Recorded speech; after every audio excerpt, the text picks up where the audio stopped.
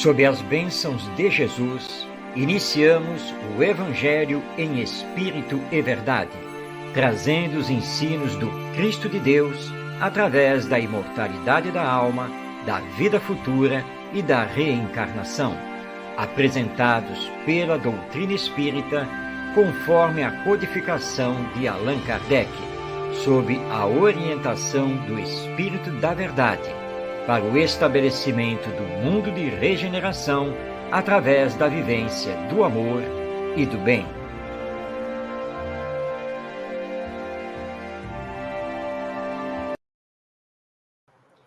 Olá, seja bem-vindo, seja bem-vinda, e iniciamos o Evangelho em Espírito e Verdade, que vai ao ar pela web rádio Cristo Consolador, toda quinta-feira, às 5 da tarde, trazendo a visão espírita sobre o Evangelho, os ensinos do nosso Mestre Jesus.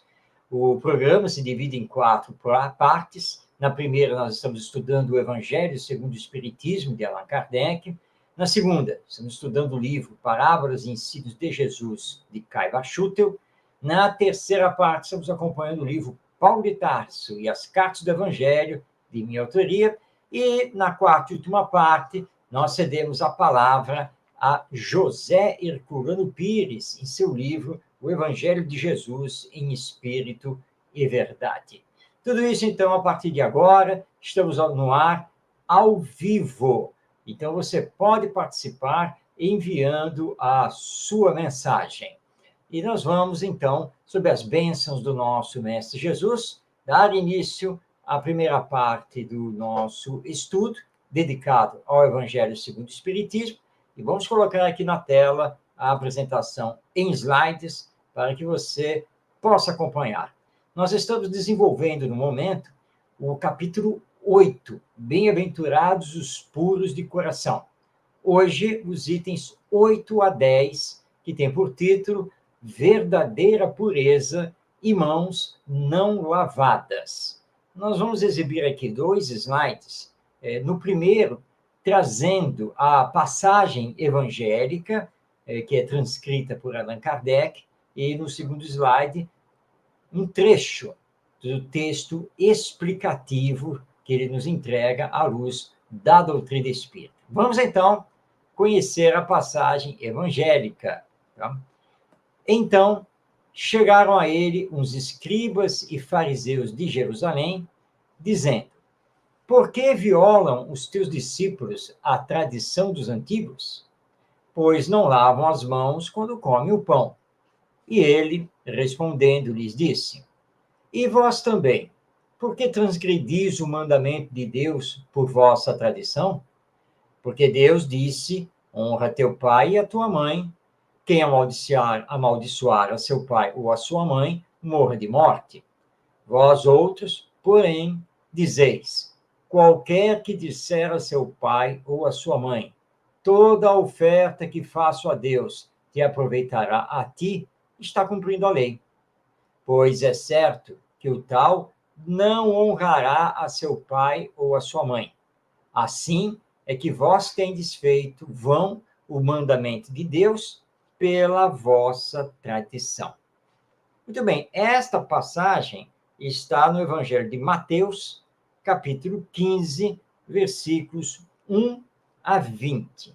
Ela tem tudo a ver com a época de Jesus e com o que os judeus consideravam como tradição religiosa, cultural, ritual, e que eles prezavam muito.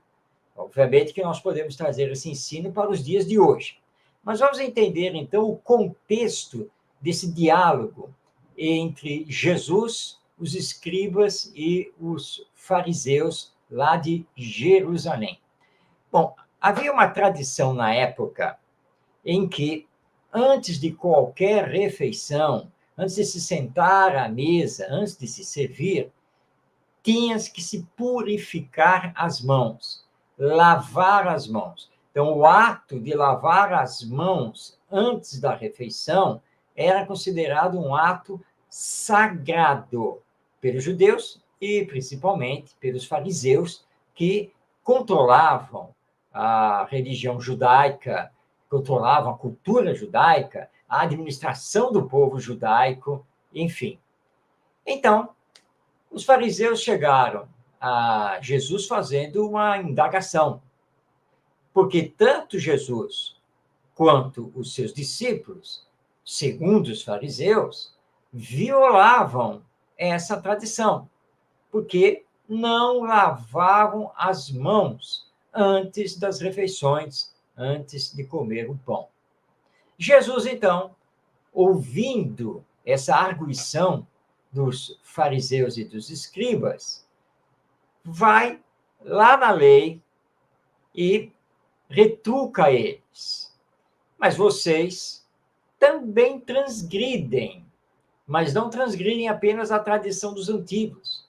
Vocês transgridem o mandamento de Deus, colocando no lugar dele essa tradição.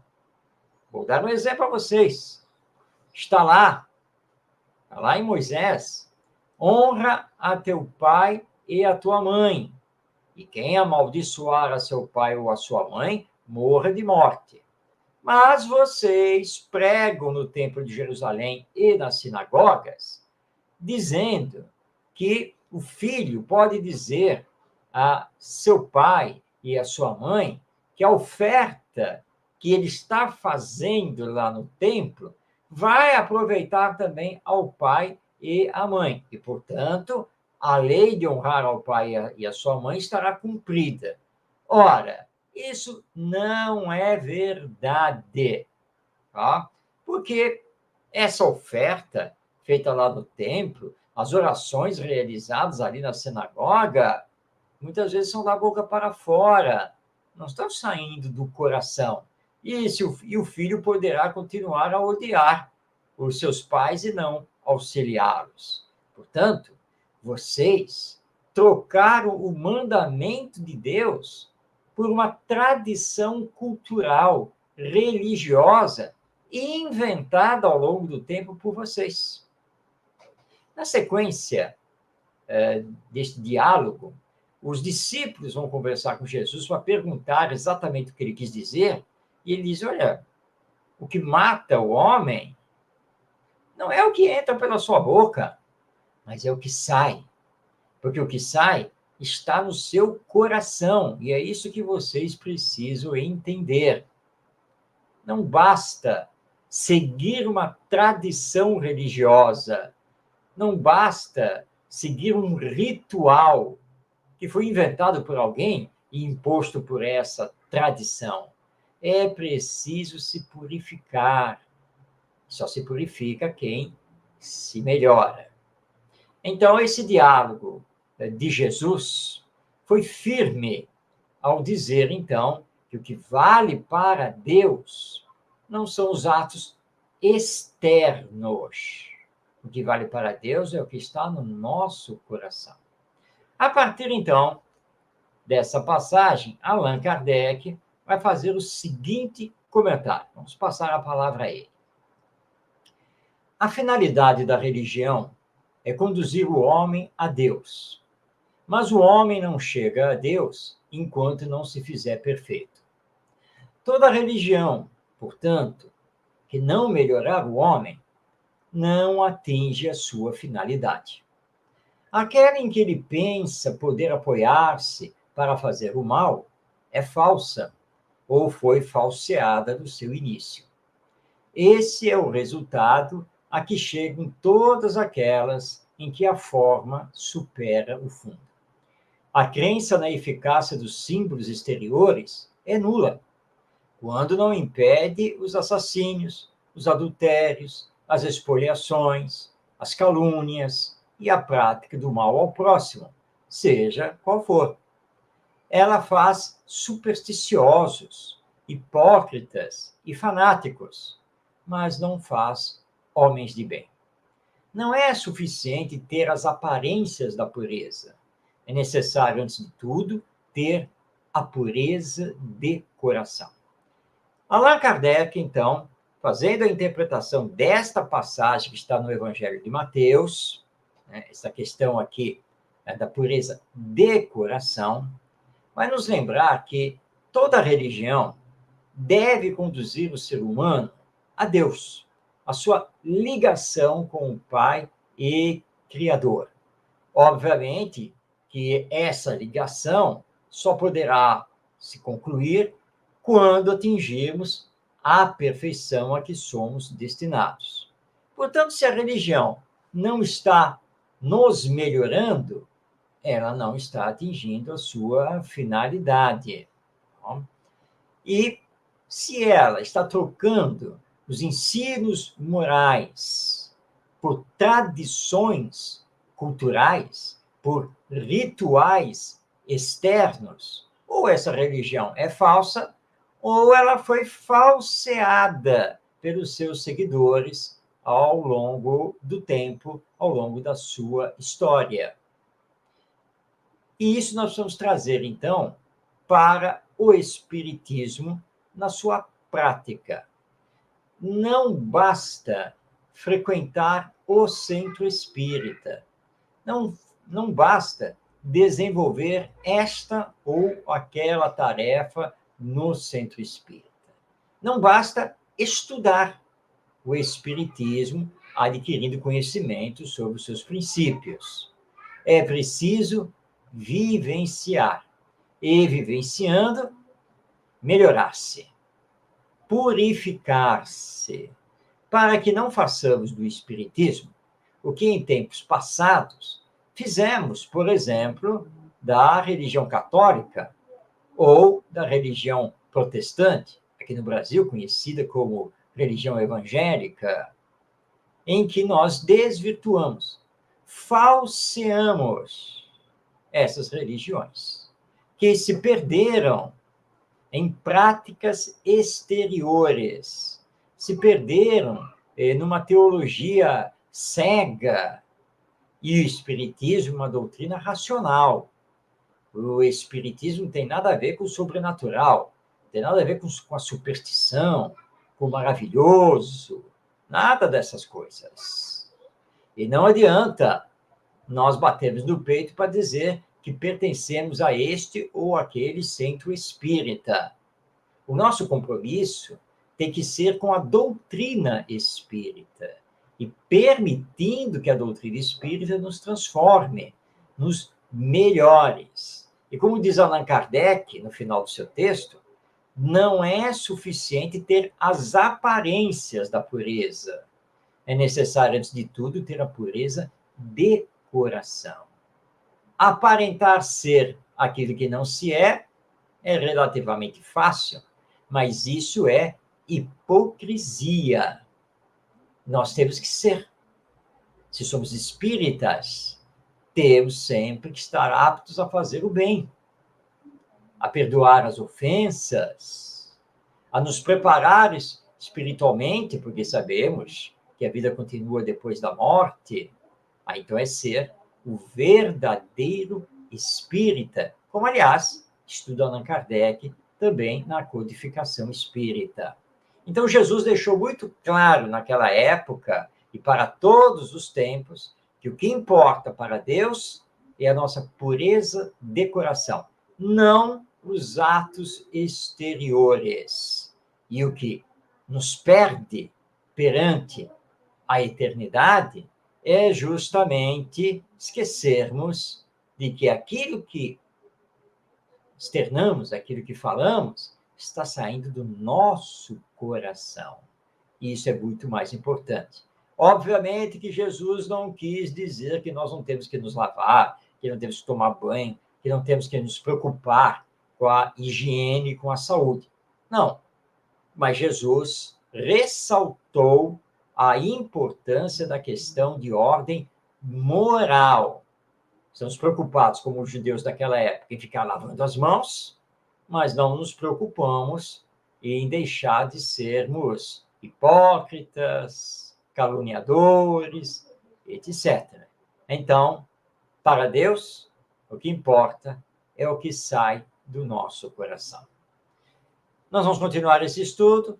Semana que vem, próxima edição do nosso programa, dando continuidade aqui ao estudo do Evangelho segundo o Espiritismo. Vamos agora abrir a segunda parte do programa, passando a palavra a Caibar Schutel, no seu livro Parábolas e Ensinos de Jesus, que está aí na tela, para que você possa conhecer essa obra, que é publicada pela casa editora O Clarim. E nós estamos acompanhando os ensinos de Jesus com a interpretação dada por Caibar Schutel a partir da doutrina espírita. Hoje nós vamos desenvolver o capítulo que é O Cego de Siloé. É um capítulo que aborda uma passagem lá do Evangelho e que está em João, capítulo 9, versículos 1 a 41. É uma passagem bastante extensa e que nós procuramos colocar aqui na tela o principal dessa passagem para podermos tecer o comentário. Então, a passagem é a seguinte: enquanto Jesus caminhava, viu um homem que era cego de nascença. Mestre, perguntaram-lhe os discípulos, por que foi que este homem nasceu cego? Por causa dos seus pecados ou por causa dos pecados de seus pais? Nem uma coisa, nem outra, disse Jesus, mas para nele se mostrar o poder de Deus.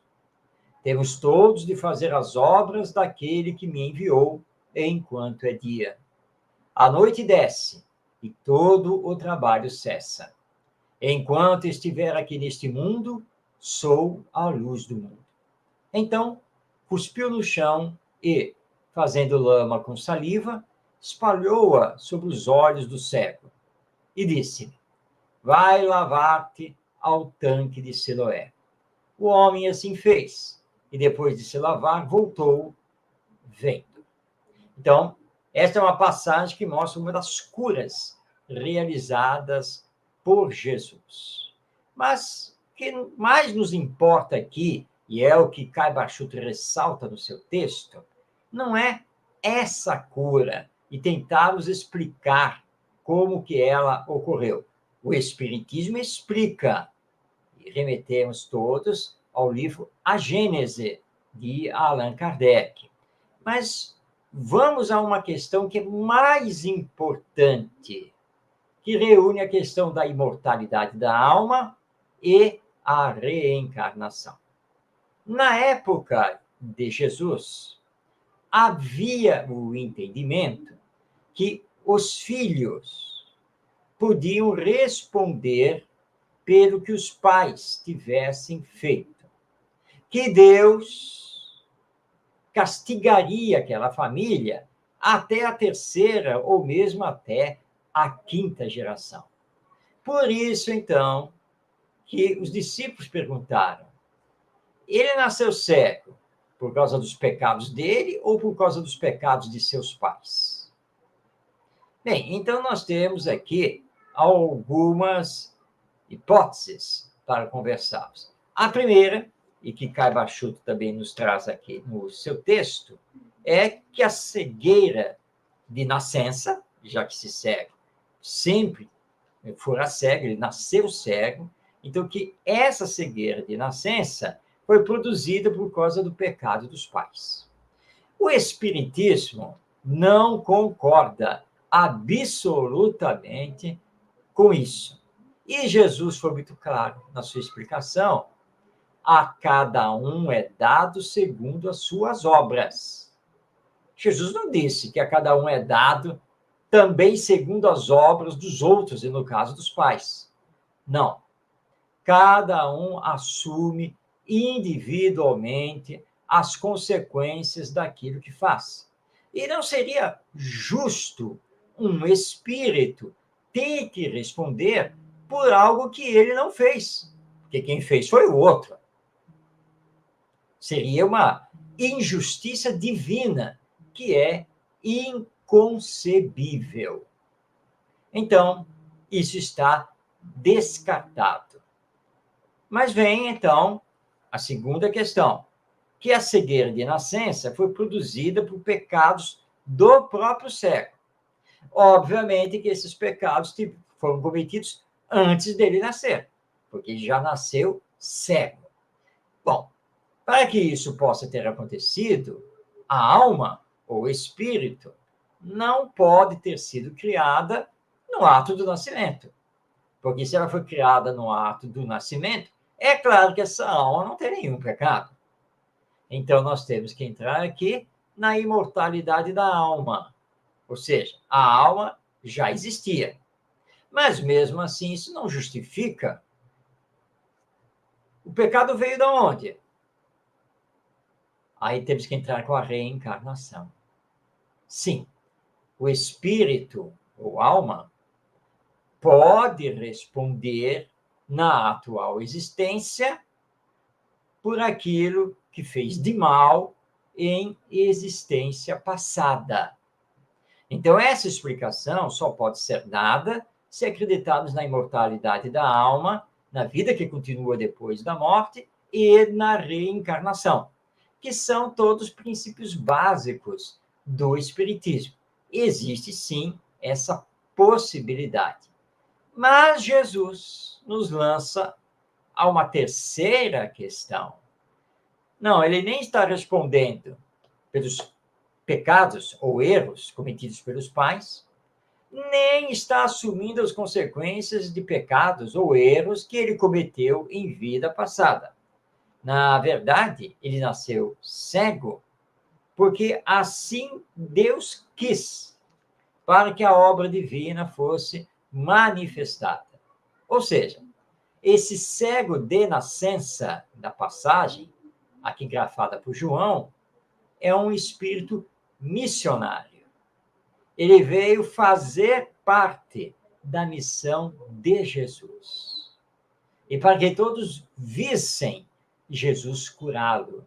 E que ninguém tivesse dúvida quanto a isso. E Jesus explica que a noite desce, e aí o trabalho cessa. Se esperarmos a noite, ninguém vai ver. Então é a luz do dia, na frente de todo mundo, que ele vai ficar curado. E como lembrou Jesus, porque eu sou a luz do mundo. E vocês devem aproveitar essa luz enquanto ela está no mundo, porque Jesus estava ali, naquele momento, encarnado entre nós para cumprir a sua missão. O Espiritismo, ao estudar esta questão, é muito claro. Nem sempre as mazelas orgânicas ou mentais que estamos trazendo é consequência de erros cometidos em existências passadas. O espírito pode solicitar, antes de reencarnar, passar por esta ou aquela prova. E muitas vezes isso é concedido, porque assim ele vai auxiliar o progresso da ciência e, vencendo a prova, ele tem um ganho espiritual muito grande. Esse cego que foi curado por Jesus está nesse caso. Ele não estava assumindo consequências do que fez no passado. Ele planejou a sua reencarnação para acompanhar Jesus, ser encontrado pelo Mestre, ser curado na frente de todo mundo, dando então testemunho da grandeza de Jesus. E, aliás, é o que acontece na sequência da passagem, que nós não colocamos aqui no slide, porque quando ele volta lá do tanque de Siloé, enxergando, todo mundo fica espantado e começam a perguntar para ele como aquilo tinha acontecido, quem o tinha curado. E ele aponta, então, Jesus. Foi ele. Como ele fez, eu não sei, mas foi ele.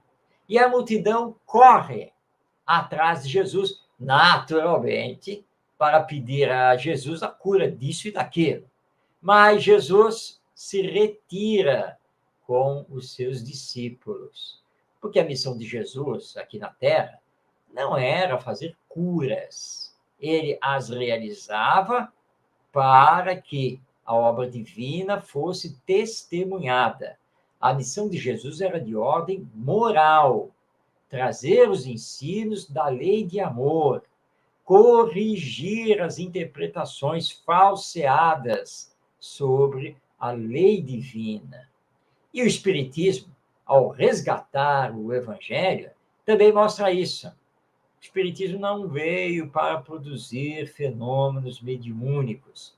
Estes existem de forma natural e que o Espiritismo os estuda, mas não veio para fazer isso.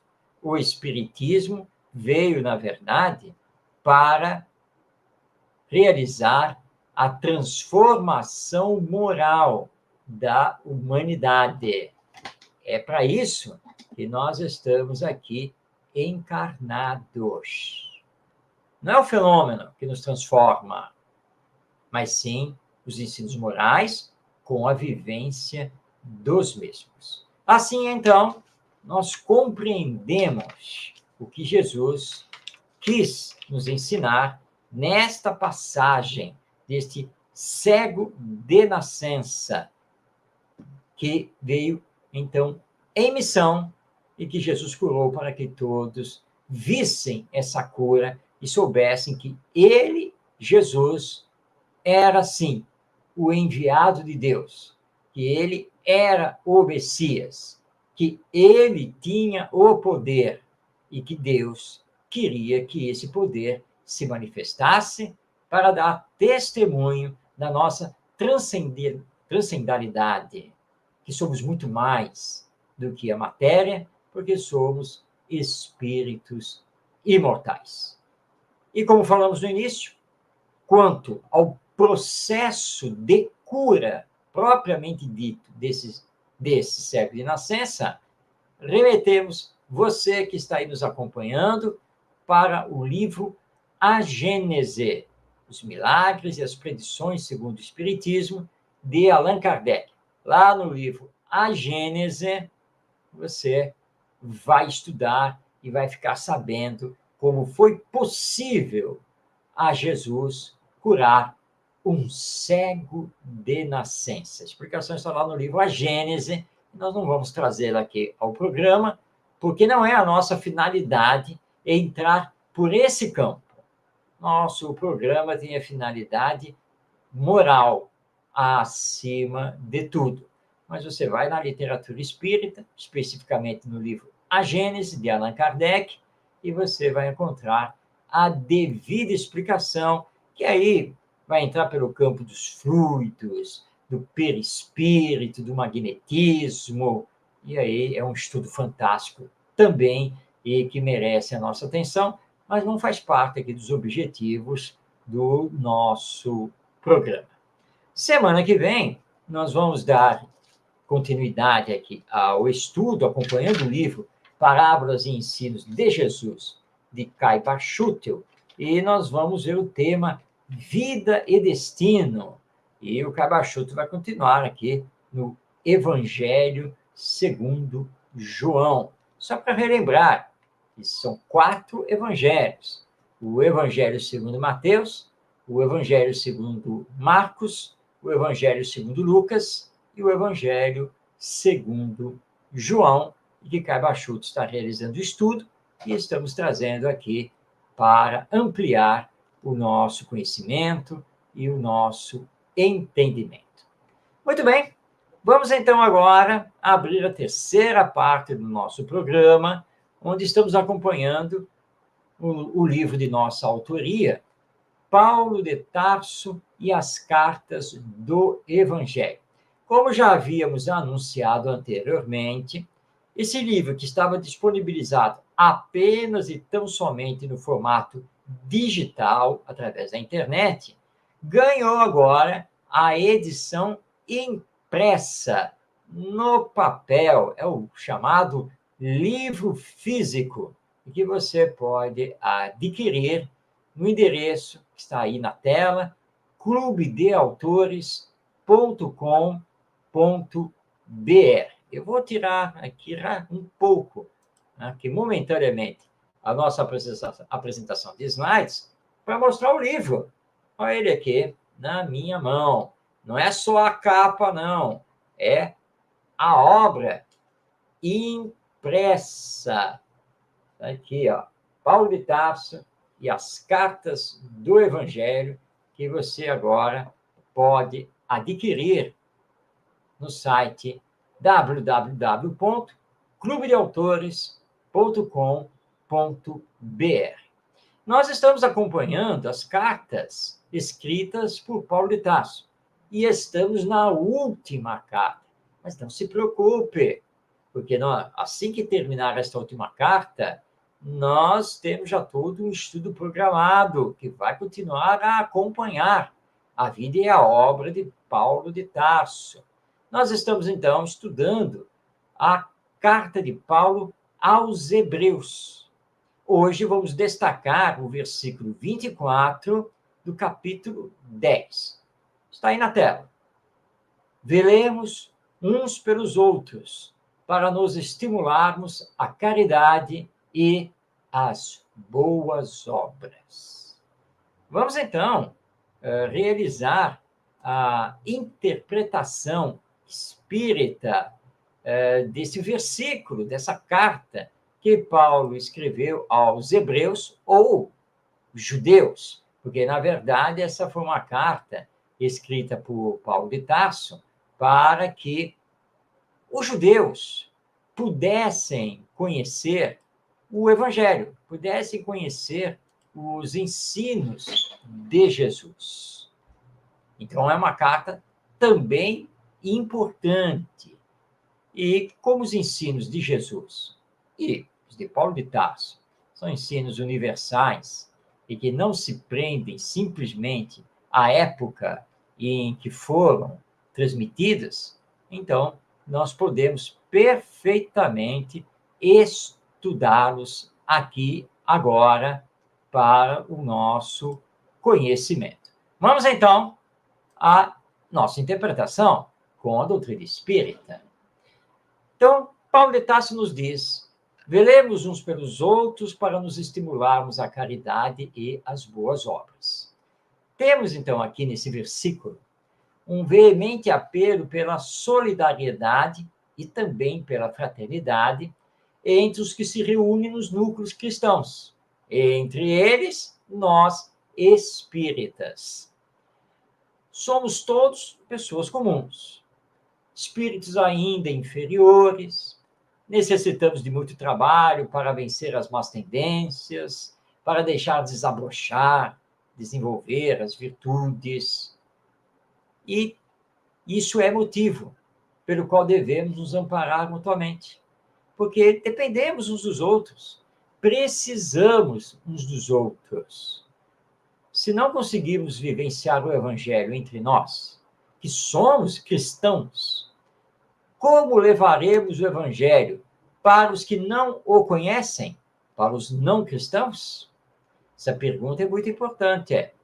Se não conseguirmos nos amar entre nós, que dizemos seguir o Evangelho, se não conseguirmos ser fraternos uns com os outros, como poderemos representar o Evangelho para aqueles que não conhecem Jesus?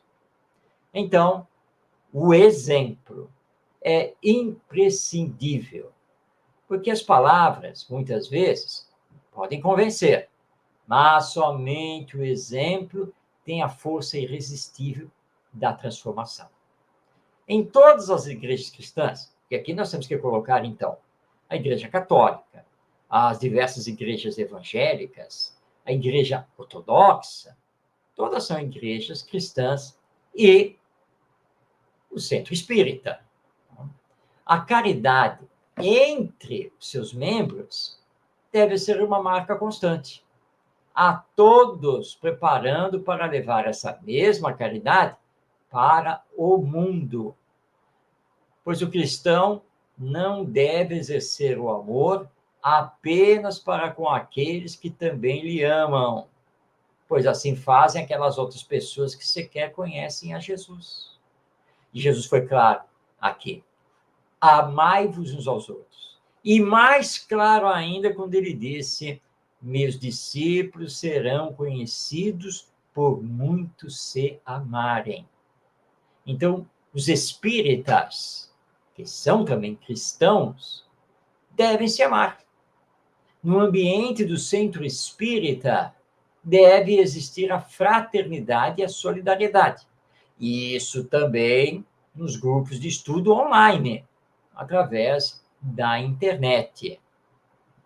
Se alguém, porventura, estiver em falta com a sua presença, lá nas tarefas do centro espírita, no grupo de estudo, é nosso dever, pela fraternidade e solidariedade, procurar saber o que está acontecendo, colocando então nossos recursos à disposição. Se alguém está mostrando abatimento, porque está passando por determinados percalços existenciais, em nome da fraternidade e da solidariedade, temos que manter viva a sua coragem e, no mínimo, ofertando a nossa palavra amiga. Se alguém do núcleo espírita, do núcleo de estudo, está sofrendo a dor da separação do ente querido, coloquemo-nos, em nome da fraternidade e da solidariedade, como o arrimo para esse nosso companheiro ou companheira, para que a dor não venha a abatê-lo. Não somos necessitados apenas do Cristo, apenas de Jesus. Somos necessitados uns dos outros, porque vivemos em constante interação e, portanto, devemos primeiro, antes de tudo, colocar em prática o Evangelho entre nós, que nos dizemos cristãos, que nos dizemos seguidores de Jesus, que temos o Evangelho como roteiro da nossa vida. Porque nós, espíritas, já conhecemos o Evangelho. Nós conhecemos Jesus e seus ensinos, e não podemos alegar ignorância. Que esse estímulo de um para o outro nos leve, então, às obras da caridade. Lembrando o lema trazido para todos nós por Allan Kardec: fora da caridade não há salvação. E, basicamente, existem dois tipos de caridade.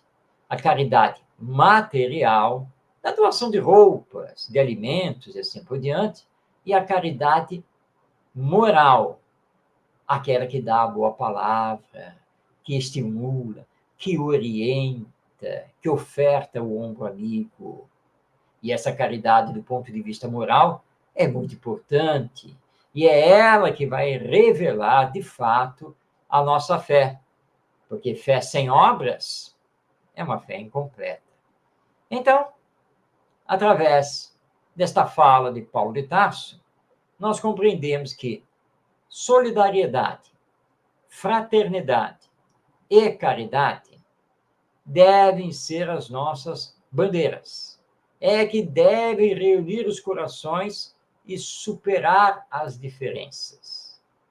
Na família, no centro espírita e na comunidade, de uma forma geral, e principalmente na comunidade cristã, porque é inconcebível que entre cristãos, seguidores do Evangelho, não exista fraternidade, solidariedade e caridade. Tudo isso, então, nós podemos aqui compreender através deste dito de Paulo de Tarso aos Hebreus: velemos uns pelos outros, para nos estimularmos à caridade e às boas obras. Próximo programa, vamos dar continuidade ainda a esta carta de Paulo aos Hebreus e que estamos estudando à luz da doutrina espírita.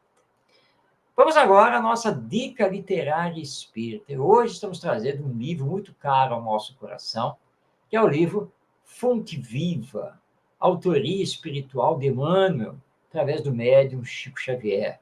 Fonte Viva faz parte de uma coleção escrita por Emmanuel, discorrendo, interpretando as passagens do Evangelho.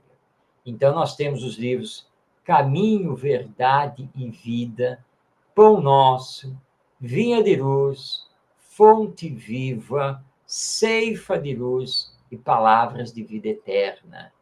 6 livros compondo esta coleção magistral de Emmanuel, interpretando à luz da doutrina espírita o Evangelho, os ensinos morais de Jesus. E o livro Fonte Viva, particularmente, colocamos um destaque, porque de toda essa coleção nós consideramos essa obra, Fonte Viva, mais especial, a que sempre nos tocou mais o coração. Mas a coleção toda é muito importante. Não deixe de conhecer, não deixe de fazer a leitura, o estudo e a meditação. Pois bem, estamos chegando na 4ª e última parte do nosso programa, e ela, então, é dedicada a José Herculano Pires, que desencarnou lá em 1979 e nos deixou uma obra espetacular, com mais de 40 livros. Ele que foi jornalista, escritor, palestrante, filósofo de formação, professor universitário e grande defensor do espiritismo. Entre os anos de 1970 e 1974, José Herculano Pires, a convite, manteve na Rádio Mulher, uma emissora lá da capital paulista, o programa No Limiar do Amanhã, e ao ar todo sábado à noite, com reprise no domingo pela manhã. O programa fez muito sucesso. E no final do programa, era a última parte do programa, Herculano Pires dissertava sobre uma passagem do Novo Testamento, ou seja, do Evangelho. Mas ele não estudava previamente. Na verdade, o Novo Testamento era aberto ao acaso por alguém que estivesse no estúdio, fosse o operador de áudio, fosse lá quem fosse. Era, então, aberto e onde caísse, né, os olhos lá daquele que abrisse, era feita a leitura e ele, então, espontaneamente fazia o comentário à luz da doutrina espírita. Esses comentários deram origem ao livro O Evangelho de Jesus em Espírito e Verdade. E nós estamos, então, trazendo o comentário de Herculano Pires. Hoje, o comentário dele é em torno da carta de Paulo de Tarso aos Filipenses, capítulo 2, versículos 19 a 22, que é o seguinte: espero, porém, no Senhor Jesus, enviar-vos brevemente Timóteo, para quem também eu esteja animado, conhecendo o vosso estado. Nenhum outro tenho de igual sentimento, o qual, sinceramente, cuide dos vossos interesses, pois todos eles buscam o que é seu, não o que é de Cristo Jesus. Então, esta é a passagem do Novo Testamento, pegando, então, a carta de Paulo aos Filipenses, e temos o seguinte comentário feito por José Herculano Pires. Esta passagem mostra o interesse de Paulo não somente pelas igrejas a que dirigia suas epístolas, mas principalmente pelo cristianismo em si, pela doutrina do Cristo, a sua divulgação e a sua sustentação no mundo. E nós vemos também acentuar-se aí um aspecto que ainda hoje continua a ser doloroso, tanto no movimento espírita, quanto em qualquer outra expressão do cristianismo na Terra. É a falta de criaturas que realmente se dediquem ao trabalho doutrinário com desapego pessoal, voltando-se para a verdade que a doutrina ensina e não procurando injetar, por assim dizer, no campo doutrinário, os seus preconceitos, às suas idiosincrasias ou às suas preferências personalistas. Nós vemos que Paulo afirmava aos filipenses, no momento em que lhes enviava Timóteo, que desejava inteirar-se melhor da situação deles, da situação da igreja, porque havia tido muitas informações a respeito, mas ele queria saber de perto, através dos olhos e dos ouvidos de um enviado em quem pudesse confiar. E ao dizer isto, Paulo se refere aos outros que não podia enviar. Por quê? Porque eles tinham mais interesse pelas suas próprias coisas do que pelas coisas dos filipenses.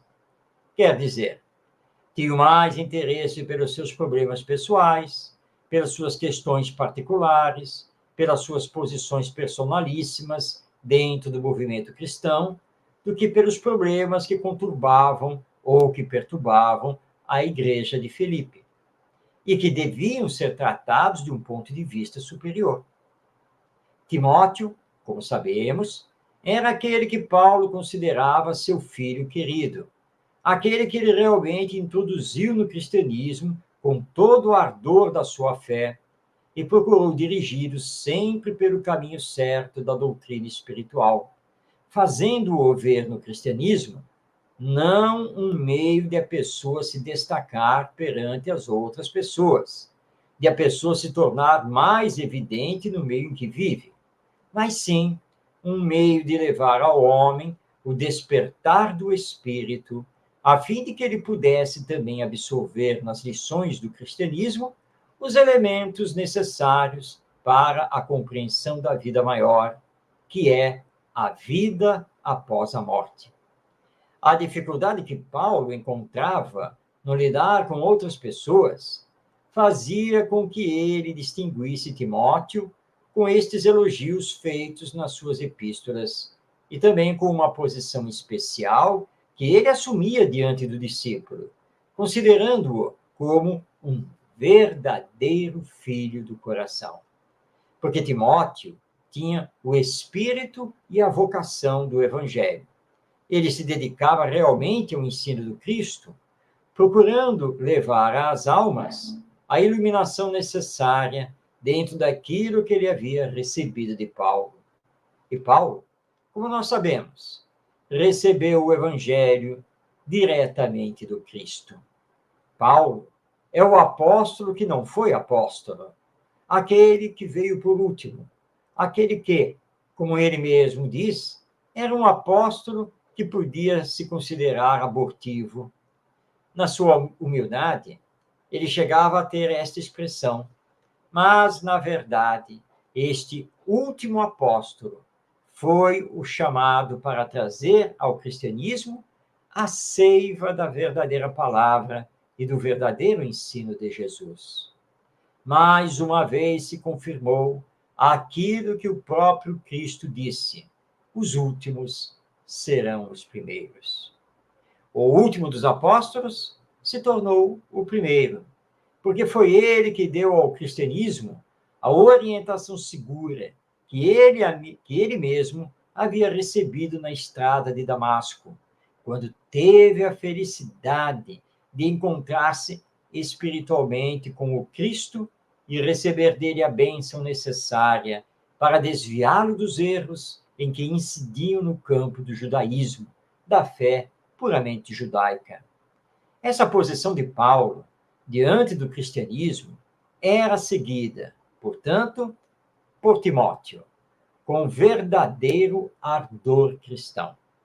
Timóteo não admitia, como Paulo nunca admitiu, que se desfigurasse o Cristo, que se atribuísse ao Cristo, como fizeram alguns apóstolos e muitos discípulos dos apóstolos, impregnados pelas influências da cultura grega do tempo, uma posição mitológica na história do mundo. Não. Timóteo, como Paulo, sustentava a necessidade de compreendermos o Cristo como encarnação do Verbo.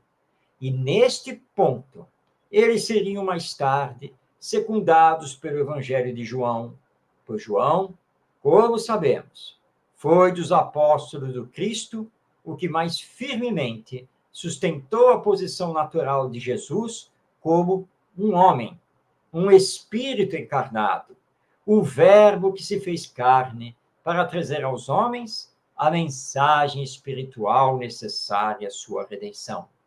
Assim, temos na leitura deste pequenino trecho da Epístola de Paulo aos Filipenses, novamente colocado o problema que ainda hoje agita os meios cristãos e principalmente o meio espírita no tocante à natureza de Jesus.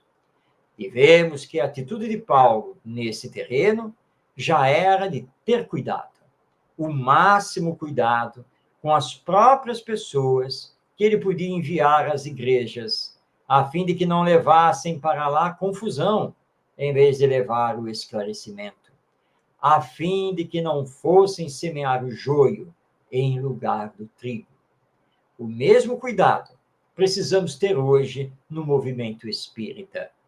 O que nos deve interessar não é nossa opinião nisto ou naquilo, mas sim a firmeza com que pudermos seguir os princípios da doutrina espírita.